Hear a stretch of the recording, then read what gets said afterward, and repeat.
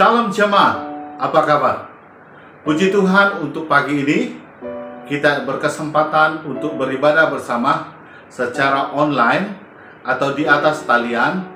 Dan melalui kesempatan ini, marilah kita sama-sama dikuatkan dan diteguhkan dengan persekutuan dan juga firman Tuhan yang akan kita dengar pada pagi ini. Kita bersyukur karena kesempatan seperti ini.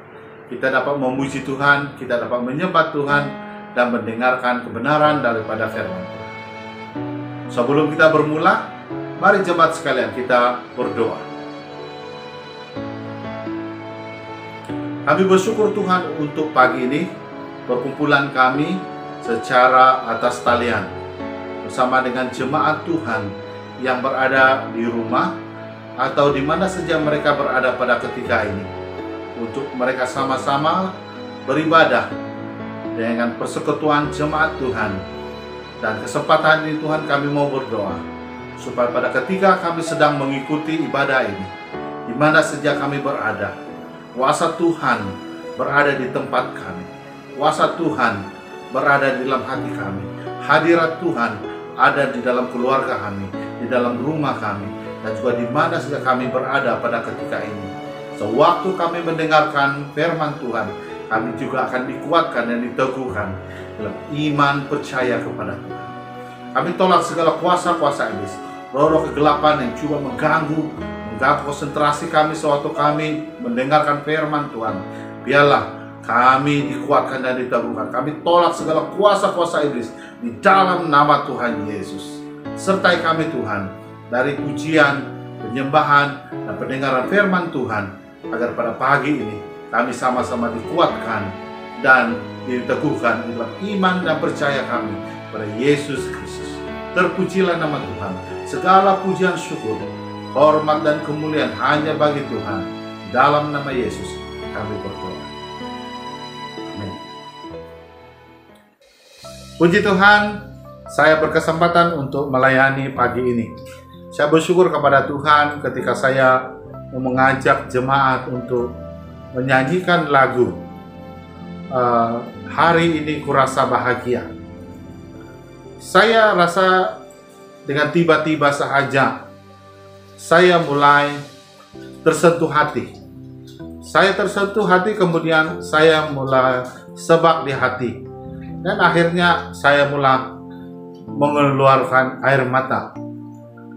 Karena pada saat kita menyanyikan lagu di chorus, kau sahabatku, kau saudaraku, saya menunjukkan tangan saya kepada saudara, pada jemaat sekalian, dan saya mengalami bahwa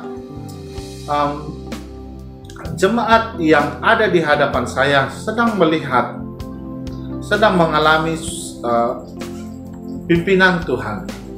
Walaupun pada ketika ini, di mana sahaja jemaat berada, ketika Anda berada di rumah atau di mana sahaja, saya mampu hanya mengulurkan tangan seperti ini dan berkata, kau sahabatku, kau saudaraku. Yang akhirnya hati saya mulai tersentuh dan saya mulai mengalirkan air mata. Dan yang itu saya sudah cut semua. Puji Tuhan, karena waktu saya menyediakan puji dan sembah ini untuk ibadah kita hari ini, saya merasakan kasih Tuhan yang besar untuk diri saya dan untuk jemaat juga yang sedang mengikuti ibadah ini. Puji Tuhan, karena pada waktu dan keadaan seperti yang kita lalui hari ini, kita masih mengalami kuasa Tuhan. Kita masih mengalami pimpinan Tuhan. Walau di rumah atau di mana sahaja, mari kita percaya bahwa Tuhan itu adalah sumber segala perkara, sumber segala sesuatu. Apabila kita dengan segenap hati kita mengangkatkan pujian dan sembah kita kepada Tuhan, apabila kita mengalami ucapan syukur itu kepada Tuhan, maka di situ kita akan rasa disentuh Tuhan karena kebaikan, kemurahan Tuhan, dan pimpinan Tuhan untuk saya dan jemaat juga. Nah, hari ini saya mendorong supaya jemaat semua terus di dalam iman dan percaya kepada Tuhan, supaya pada akhirnya Kita melalui semua ini karena latihan rohani kita. Kita diajar dan kita dibawa untuk menghidupi jalan hari ini, untuk menghidupi hari-hari kita dengan penuh cabaran. Tapi kita sebenarnya diajar untuk lebih kuat, lebih mantap di dalam Tuhan. Terpujilah nama Tuhan, karena lewat kesempatan ini, kamu saudaraku, kamu juga sahabatku. Di mana saja kamu berada, di situ Tuhan pasti menyertai kamu. Mari mengalami hidup dalam pimpinan Tuhan senantiasa. Doa adalah yang terutama. Dan firman Tuhan yang menguatkan dan meneguhkan iman dan percaya kita. Shalom semua. Terima kasih karena mendengar.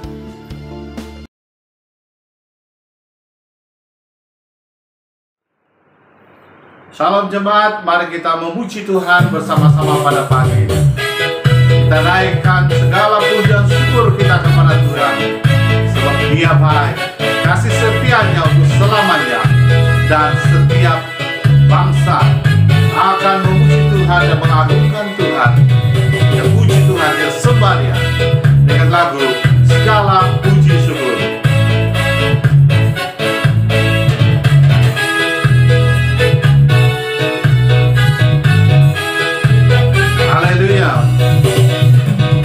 Segala puji syukur hanya bagimu Tuhan, sebab Kau yang layak dipuja. Kami mau bersorak tinggikan nama-Mu. Haleluya, haleluya.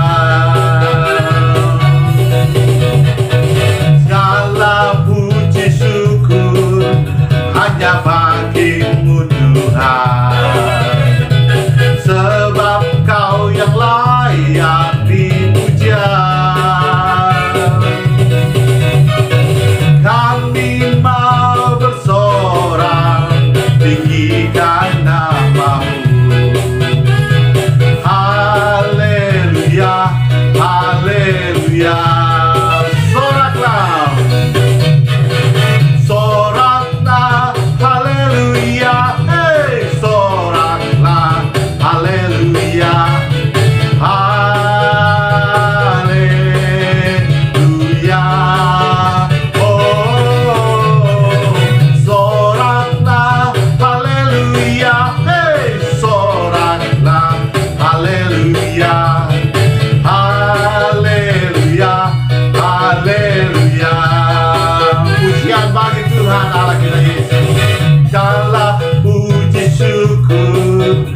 Hanya bagimu Tuhan, sebab Kau yang layak dipuja. Kami mau bersorak tinggikan nama-Mu. Haleluya, haleluya, haleluya. Soraklah, haleluya, hey, soraklah, haleluya,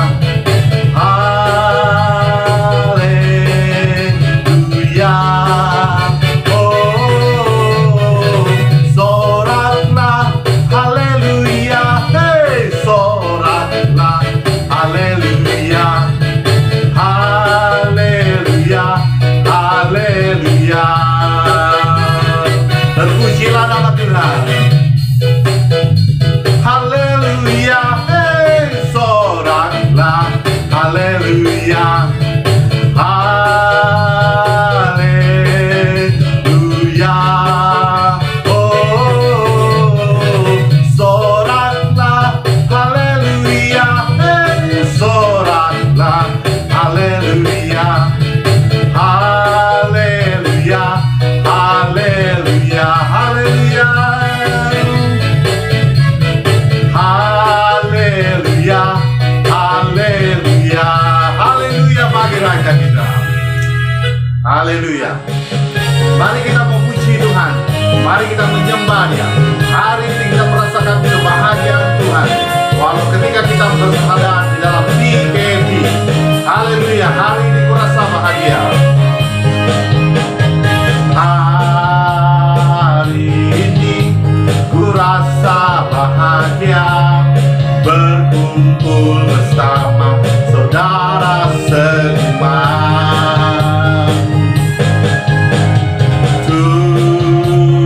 Tuhan Yesus telah satukan kita tanpa memandang di antara kita. Bergandingan semua, bergandengan tangan dalam kasih, dalam satu hati, berjalan dalam terang kasih Tuhan. Cepat, kau sahabatku, kau saudaraku, tiada yang dapat memisahkan kita semua. Kau sahabatku, kau saudaraku, tiada yang dapat memisahkan kita. Haleluya. Kita berkumpul, kita memuji Tuhan, kita mengagungkan Tuhan, sebab kita memiliki Tuhan yang kuat, teguh, yang membimbing kita. Haleluya.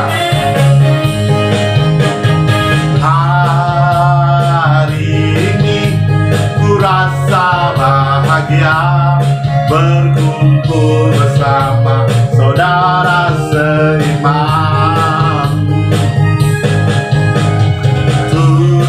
Tuhan Yesus telah satukan kita tanpa memandang di antara kita.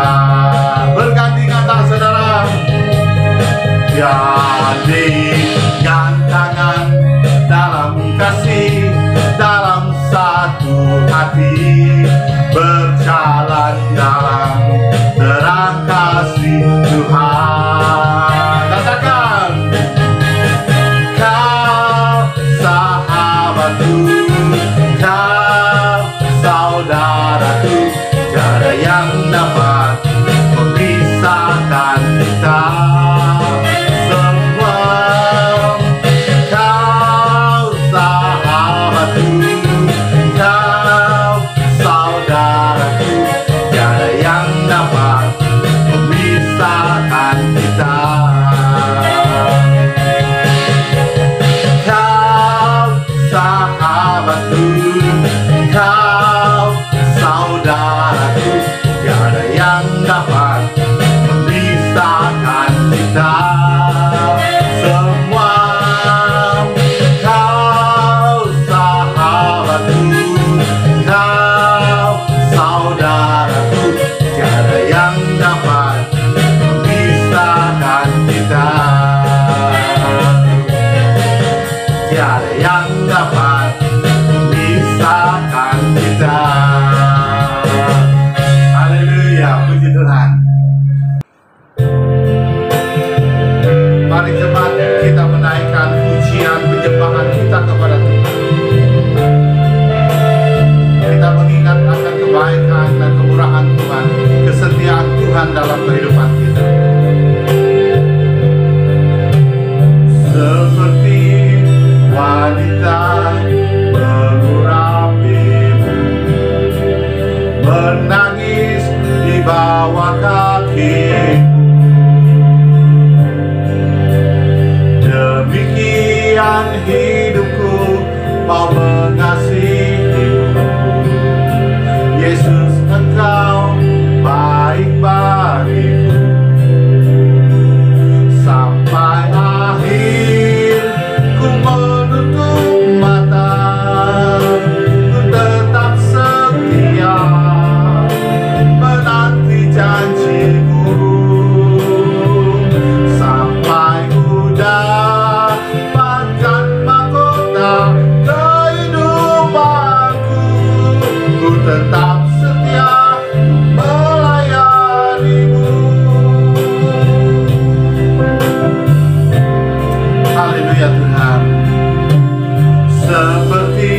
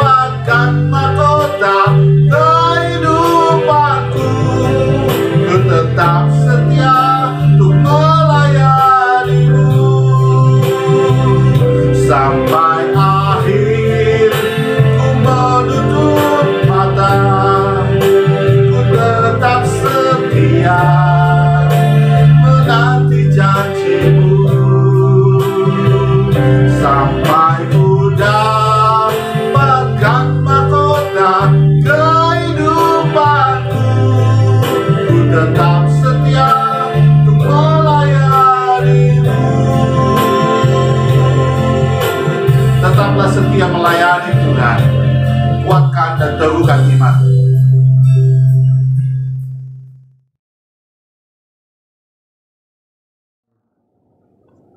Shalom dan selamat bertemu semula dalam ibadah online. Ini adalah pertemuan kita yang kesekian kali dalam pertemuan ibadah hari Ahad, dan puji Tuhan karena kita masih diberikan peluang kesempatan untuk dapat bersama-sama dalam pertemuan ibadah online ini. So, dimanapun saudara-saudari berada, di rumah ataupun bersendirian, kiranya ibadah ini kita dapat ikuti sepenuhnya. Baru sebentar tadi kita telah bersama-sama di dalam doa dan pujian penyembahan kepada Tuhan, dan tentulah itu sesuatu yang sangat penting di dalam kehidupan rohani kita, yaitu antaranya ialah ibadah yang merupakan asas yang sangat penting. Jadi saudara-saudari, pada hari ini juga kita merakamkan ucapan takziah kepada keluarga Deacon Jasmat atas pemergian bapaknya pada hari Sabtu, yang lalu. Kiranya Tuhan terus memberikan mereka kekuatan dan penghiburan, dan kita sebagai saudara-saudarinya sebagai jemaat di SIB Pekanbaru, kita sentiasa mau menyokong dan mendorong mereka sekeluarga untuk kekal teguh dan dikuatkan di dalam Tuhan. Mari kita terus pergi kepada tema ataupun tajuk firman Tuhan yang akan kita pelajari bersama pada hari ini, dan tajuk yang saya ambil ialah latihan rohani. Dalam bahasa Inggrisnya, di dalam Alkitab bahasa Inggris, dituliskan begini, spiritual exercises, artinya beberapa bentuk latihan rohani yang perlu dijalani oleh seseorang anak Tuhan ataupun seorang Kristen. Saudara-saudari, mari kita pergi kepada beberapa slide sebagai panduan untuk kita meneruskan ataupun untuk kita mengikuti khotbah ini. Pertama-tama mari kita mengenal situasi sidang tempat di mana Timotius berada. Dan ini dapat kita lihat dalam kitab Timotius, dalam surat Rasul Paulus kepada Timotius. Yang pertama ialah ketika Rasul Paulus menuliskan ini, dia berbicara tentang atau mengajar ataupun mengingatkan Timotius tentang hal-hal yang berikut. Yang pertama ialah dia menulis dan memberikan peringatan serta nasihat tentang sidang jemaat, di mana dia berbicara tentang kehidupan rohani, doa, dan ibadah. Ini dinyatakan dalam pasal 2 ayat 1 hingga 7. Rasul Paulus juga berbicara tentang tugas dan tanggung jawab pihak lelaki dan juga wanita dalam pelayanan. Ini dinyatakan dalam pasal 2 ayat 8 hingga 15. Dan juga ini bahagian yang sangat penting, yaitu kepimpinan, tentang kepimpinan di dalam jemaat ataupun dalam gereja, di mana Rasul Paulus menulis memperingatkan tentang penatua dan deacon. Kemudian surat Rasul Paulus ini juga dia teruskan dengan berbicara tentang tugas penggembalaan.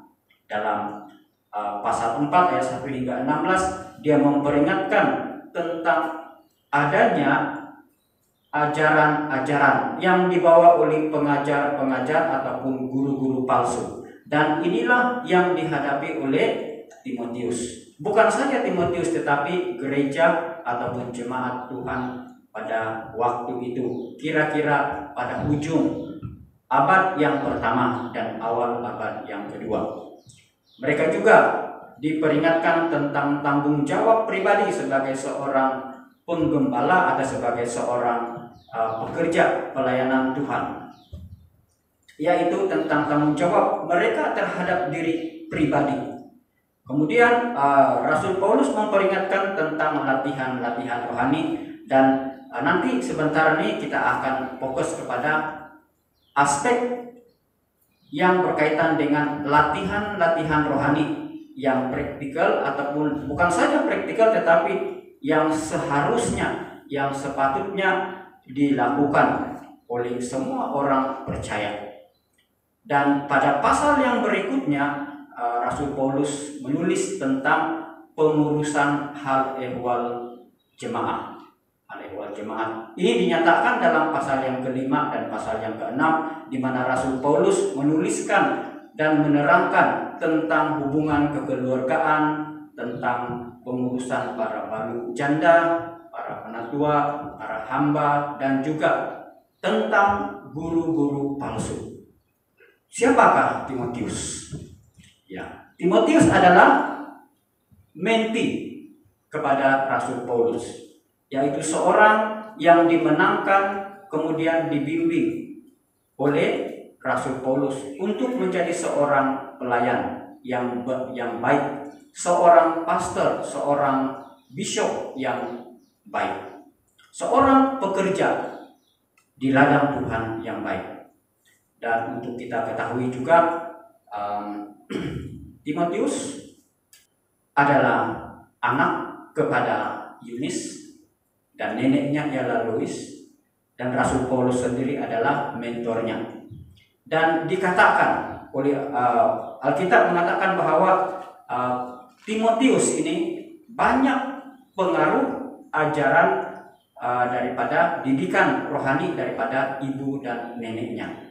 Jadi saudara-saudari, betapa pentingnya peranan ibu, bahkan juga nenek, ataupun lebih senang kita katakan pengaruh peranan ibu bapak dalam mendidik dan mendorong serta memastikan pertumbuhan rohani anak-anaknya.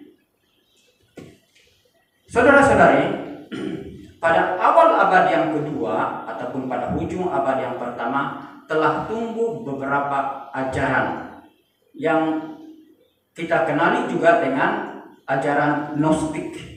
Ajaran Gnostik, dan ini adalah satu pengajaran yang tidak selari dengan apa yang telah diajarkan oleh firman Tuhan.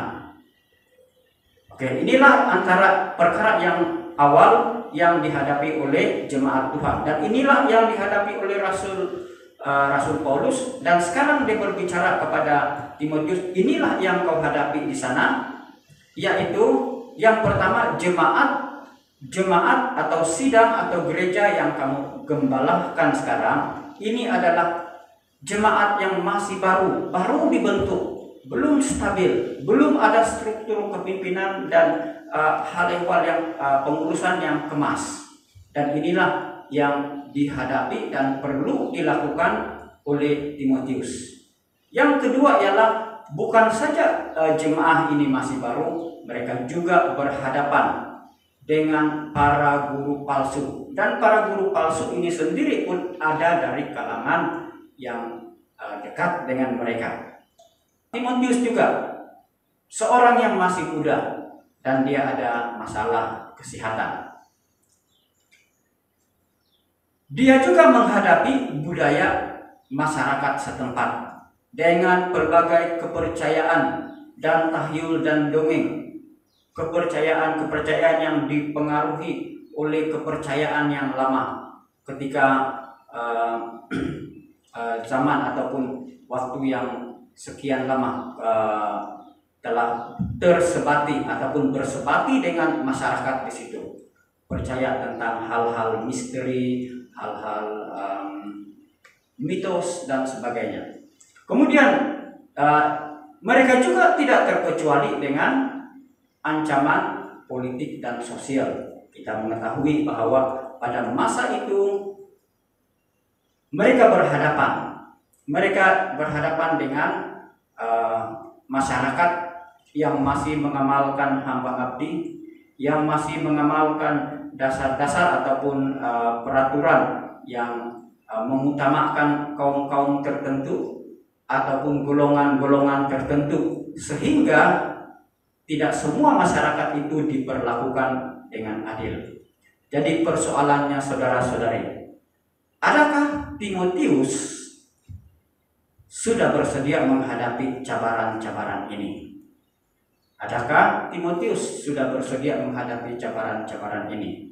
Dan kalau kita menyelidiki nanti adakah Timotius sudah bersedia atau tidak, maka kita harus juga menanya diri kita, adakah kita sudah bersedia menghadapi cabaran seperti cabaran yang dihadapi oleh Timotius? Karena cabaran yang kita hadapi pada hari ini mungkin sama atau mungkin berbeda, tetapi tetap merupakan ancaman terhadap iman kita.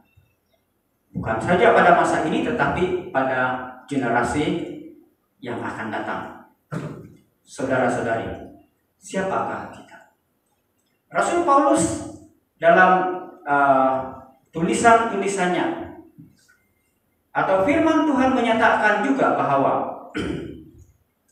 kehidupan seorang Kristen itu adalah seperti atau seumpama atlet, ahli olahraga, yang mana kalau dia mau bertanding dia harus mempersiapkan dirinya dengan segala macam latihan fisikal dan persediaan supaya memastikan dia seorang yang cukup kekuatan, cukup kepantasan, dan cukup mental, kekuatan mentalnya, sehingga apabila menghadapi lawan dia tidak akan kalah.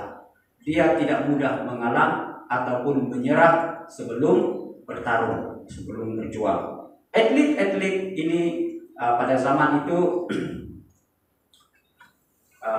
termasuklah apa yang kita kenali sebagai gladiator ataupun penggusti Roma.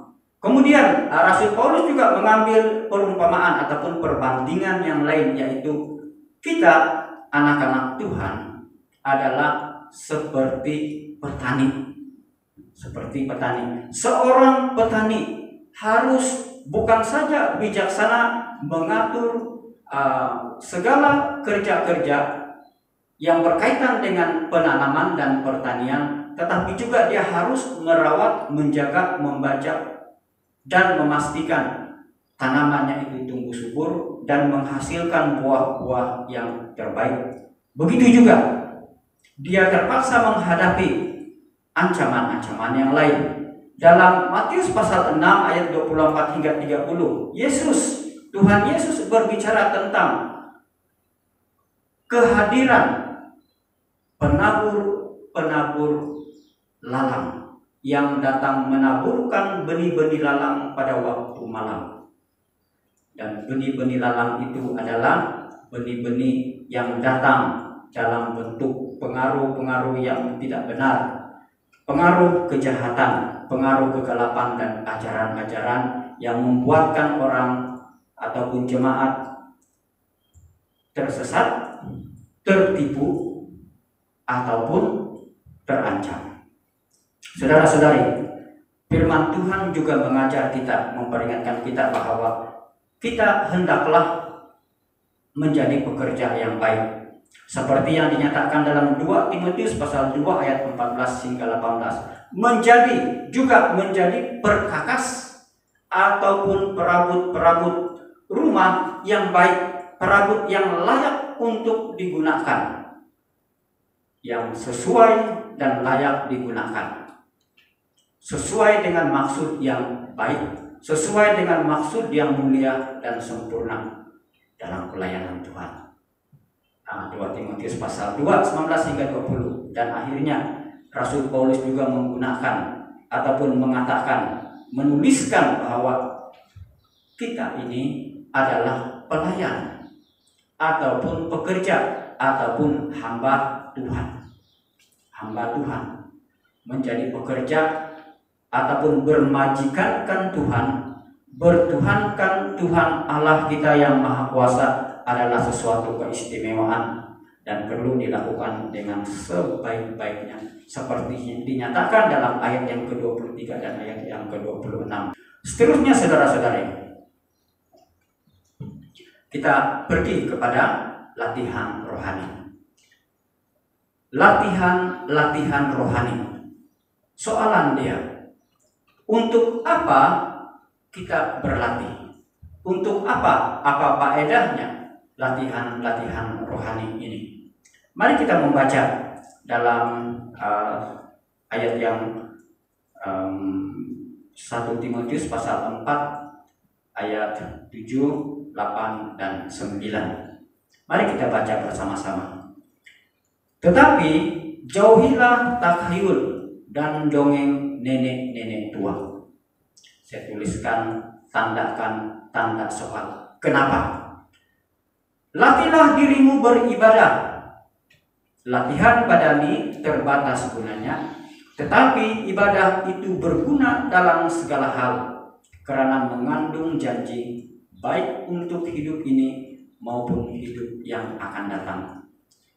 Perkataan ini benar dan patut diterima sepenuhnya. Jauhilah tahyul dan dongeng nenek-nenek tua. Mitos-mitos, hal-hal yang menyimpang ataupun membuatkan pemikiran dan pemahaman kita tentang Tuhan itu salah, sehingga menyangka bahwa Tuhan itu sedemikian itu dan ini yang tidak seperti yang diajarkan oleh firman Tuhan. Dan boleh dikatakan ini adalah hal-hal yang membuang masa. Mari kita tanya pada hari ini, apa dia yang sama seperti tahyul dan dongeng nenek-nenek tua ini dalam kehidupan kita pada hari ini, dalam urusan hidup kita sehari-hari, yang kita hadapi sehari-hari, dan mungkin juga yang kita langgani atau layari ataupun ikuti, tontoni bersama-sama, yang seperti tahyul dan dongeng nenek-nenek tua. So awas, berwaspada. Tanpa kita sadari, kita sedang mengisi kehidupan kita, mengisi kehidupan rohani kita, mengisi pemikiran kita dengan tahyul dan dongeng. Rasul Paulus atau firman Tuhan ini mengajak kita, memperingatkan Timotius, latih dirimu beribadah. Ini sangat penting. Puji Tuhan, kita mengucapkan syukur apabila kita mengadakan persekutuan doa online, maka semakin ramai orang yang turut serta untuk ikut berdoa ataupun ikut bersama-sama dalam persekutuan doa. Jadi kepada keluarga-keluarga yang ada dalam SIB Pekantuaran ini, ikut dan bawa anak-anak dan keluarga untuk bersama-sama dalam persekutuan ini. Seterusnya, bersandarkan ayat yang telah kita baca ini, mari kita memperincikan serba sedikit lagi tapi beberapa perkara penting yang berkaitan dengan latihan rohani. Saya kira ataupun saya mencadangkan ini karena ini dari menu yang dianjurkan oleh Rasul Paulus, menu yang dianjurkan oleh firman Tuhan untuk dijadikan sebagai resepi kita, menu latihan rohani. Yang pertama, firman Tuhan mengajar kita supaya membuat ketetapan. Saya membuat ketetapan, ataupun kita semua perlu membuat ketetapan. Saya menetapkan untuk mengadakan ataupun mengikuti latihan atau membuat latihan rohani. Melatih diri untuk hidup di dalam persekutuan dengan Tuhan dan untuk hidup di dalam hadirat Tuhan. Hidup dalam persekutuan dengan Tuhan seperti yang dinyatakan dalam 1 Tesalonika pasal 5 ayat 16 dan 19 hingga 19. Bersukacitalah senantiasa, tetaplah berdoa, mengucap syukurlah dalam segala hal, dan janganlah padamkan roh. Itu firman Tuhan, pesanan untuk kita semua. Yang kedua ialah ajakan untuk berdoa. Resepi yang kedua adalah yang berkaitan dengan respirasi, pernapasan, yaitu kehidupan doa, seperti apa yang Yesus ajarkan kepada murid-muridnya. Ketika murid-muridnya bertanya kepada Yesus, ajar kami berdoa. Dalam Matius pasal 6 ayat 6, tetapi jika engkau berdoa, masuklah ke dalam kamarmu, tutuplah pintu dan berdoalah kepada Bapamu yang ada di tempat tersembunyi, maka Bapamu yang melihat yang tersembunyi akan membalasnya kepadamu. Artinya, mesti ada berdoa. Kita mesti berdoa. Kemudian, apa sikap doa kita? Kepada siapa kita berdoa? Dan apa pengharapan kita? Keyakinan kita tentang janji Tuhan terhadap bagi mereka yang bertekun di dalam doa. Puji Tuhan, karena ada kesempatan untuk kita melayani Tuhan, untuk dapat melatih respirasi pernapasan rohani kita melalui doa. Janganlah kehidupan kita ini tidak ada doa. Janganlah kehidupan kita ini tidak ada pernapasan. Seterusnya saudara, kalau ada pernapasan mesti ada makan ataupun makanan. Dan makanan kita, makanan rohani kita ialah firman Tuhan. Makanan rohani kita ialah firman Tuhan. Sehingga apabila kita memiliki makanan, apabila kita memiliki diet makanan yang secukupnya, yang seimbang, yang bersesuaian dengan tahap kita, karena seorang dewasa patut makan makanan orang dewasa. Dikatakan jangan lagi kamu minum susu karena kamu orang dewasa, tapi makanlah daging. Kenapa? Sebab apa yang menjadi tanggung jawab dan apa yang bakal dihadapi itu memerlukan kekuatan rohani yang sedemikian rupa. Tidak boleh seorang itu lemah dalam soal pemakanan rohani. Artinya bukan saja dia rajin mempelajari firman Tuhan, dia juga harus menguasai dan mengerti dengan mendalam, dengan betul apa yang dia pelajari. Diet atau makanan. 1 Timotius pasal 4 ayat 6 menuliskan begini, engkau akan menjadi seorang pelayan Kristus yang baik. Karena apa? Terdidik dalam soal-soal pokok iman kita dan dalam ajaran sihat yang telah kau ikuti selama ini. Ini alasannya kenapa kita mesti mempelajari firman Tuhan. Kenapa mesti mempelajari firman Tuhan? Untuk diri sendiri dan untuk mengajar orang lain. Supaya kita tahu yang benar dan yang palsu, yang tidak tepat, yang menyeleweng. Seterusnya saudara-saudari,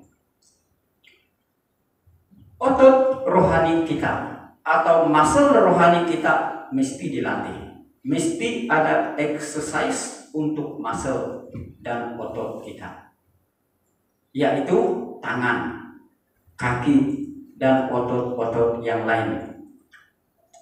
Dengan hanya berehat, dengan hanya duduk-duduk dan baring-baring, otot-otot kita tidak akan menjadi kuat, bahkan dia akan menjadi lemah,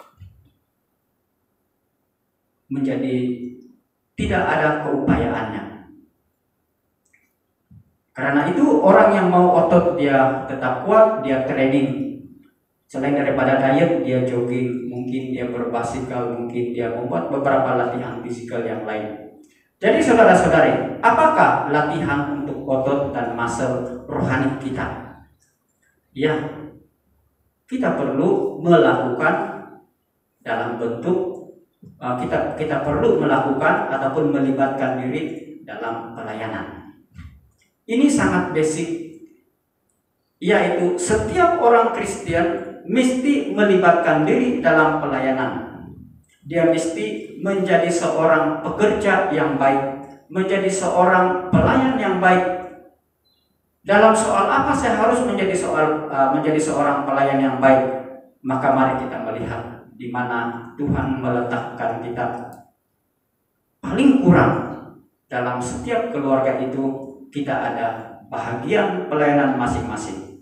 Di dalam kehidupan kita sebagai jemaat, kita ada tempat dan peranan yang Tuhan Yesus sudah berikan.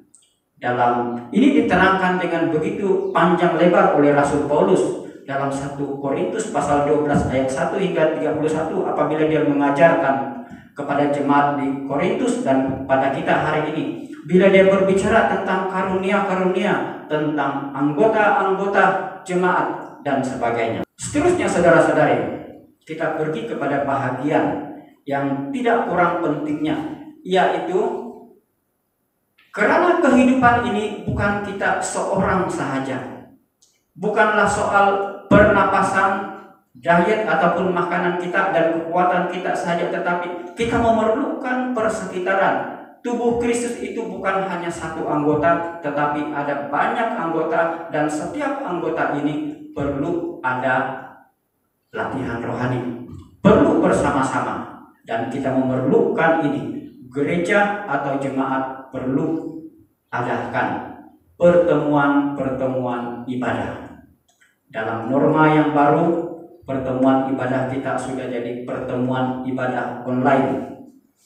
Sayangnya tidak semua jemaat ada capaian untuk hal ini, untuk begini. Mungkin kita akan memikirkan juga bagaimana setiap jemaat ini boleh diakses ataupun boleh dicapai melalui pertemuan-pertemuan ibadah online.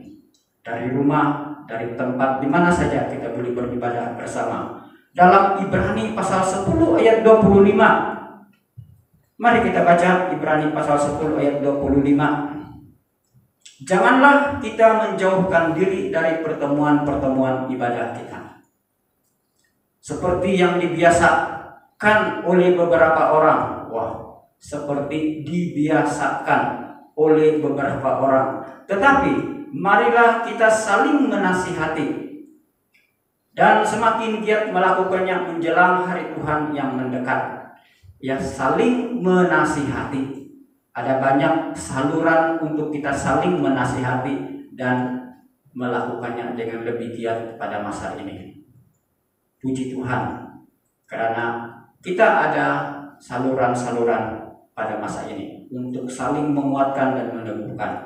Bukan saja yang online, tetapi kita masih ada ruang dan kesempatan, sekalipun PKP ataupun PKPB, sekalipun semasa kita menghadapi pandemik ini, masih ada kesempatan dan peluang untuk berkunjung, mengunjungi ataupun pertemuan-pertemuan dalam skala yang kecil. Pergunakanlah waktu yang ada. Dalam Matius pasal 18 ayat 20, firman Tuhan mengatakan, sebab di mana 2 atau 3 orang berkumpul dalam namaku, di situ aku ada di tengah-tengah mereka. Jadi kalau seorang ada, iya ada. Kalau kita seorang pun, Yesus Tuhan ada bersama-sama kita di situ juga. Kan dia Immanuel, Allah beserta kita. So, menu ini ialah rawatan untuk semua orang. Jangan hanya merawat diri sendiri dan saudara-saudari. Kita tidak boleh lupa akan apa yang telah Tuhan Yesus buat, akan kasih Allah kepada seisi dunia ini, dan tentang janjinya, yaitu peringatan akan kasih pengorbanan dan janji kedatangan Tuhan. Karena itu, mari kita jangan lupa tentang maksud perjamuan kudus diadakan. Dalam 1 Korintus pasal 11 ayat 23 hingga 26, apa yang dituliskan, apa yang kita pelajari daripada petikan ini? 1 Korintus pasal 11 ayat 23 hingga 26. Kenapa mengambil roti? Sebab roti itu melambangkan tubuh Kristus yang telah disalibkan. Untuk apa? Dan juga kita mengambil dan meminum air anggur atau wine. Untuk apa? Untuk kita mengingati akan darah Kristus yang tercurah. Untuk apa tercurah? Untuk menebus kita. Dan selepas itu kita diperingatkan bahwa janji Tuhan dia datang. Jadi saudara-saudari, mari kita membuat rumusan tentang pelajaran firman Tuhan pada hari ini. Saya ingin melanjutkan pembacaan kita sebenarnya pada Timotius pasal 1 Timotius pasal 6 ayat 11 hingga 16 ini, yaitu tentang dalam bahasa Inggrisnya fight the good fight. Fight the good fight. Jangan menjadi lemah. Tetap pastikan kita tetap kuat. Yang kedua, saudara-saudari, stay fokus. Fokus kepada siapa? Seperti yang Rasul Paulus tuliskan dalam Filipi. Aku mengarahkan diriku kepada yang ada di hadapanku dan berlari-lari kepada tujuan sampai garis akhir. Stay fokus. Ya, ada banyak yang mengganggu pikiran kita pada hari ini, yang membuatkan kita risau tentang vaksin, kita risau tentang swab test melalui dubur. Perkara-perkara sedemikian kita risau tentang pengangguran, tentang krisis ekonomi, krisis tenaga, dan berbagai lagi. Dan kita membayangkan juga kerisauan kita terhadap tentang anak-anak kita. Anak-anak yang akan hidup beberapa puluh tahun lagi. Kalau pada tahun 2050, macam mana agaknya keadaan dunia? Kalau ada anak yang pada hari ini umurnya 10 tahun, dan kalau mengikut jangka hayat, dia akan hidup 75 hingga 80 tahun. Artinya pada tahun 2200 dia akan hidup dalam dunia ini. Dan bagaimana kehidupan yang mereka akan hadapi, jalani pada ketika itu. Kalau kita memikirkan semuanya ini, kita akan dipenuhi dengan kerisauan. Tapi firman Tuhan mengajak kita stay fokus. Fokus kepada Tuhan. Tuhan adalah gembalaku, kata Raja Daud.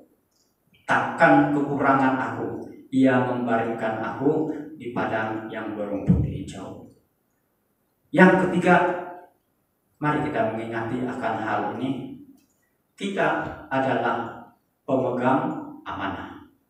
Kita adalah pemegang amanah. Para orang dewasa, para pemimpin, ibu, bapak, kita adalah pemegang amanah. Amanah gereja, amanah keluarga, amanah masyarakat, amanah negara.